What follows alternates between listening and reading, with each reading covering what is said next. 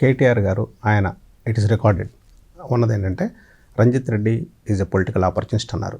దానికి అదే అంటున్నాను, పొలిటికల్ ఆపర్చునిస్ట్ అంటే ఎందుకంటే as a working president political opportunist అంటే కూడా నేను బాధపడను.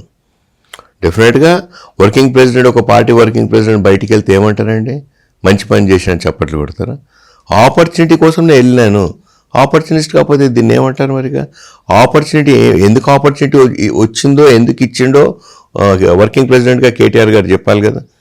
ఒక ఓడిపోతున్నాం ఆయన చెప్తాడు, ఓడిపోతే ఏమవుతుందని వాళ్ళే చెప్తారు, అసలు ఎంపీలు గెలవకపోతే ఏమవుతుందని చెప్తారు.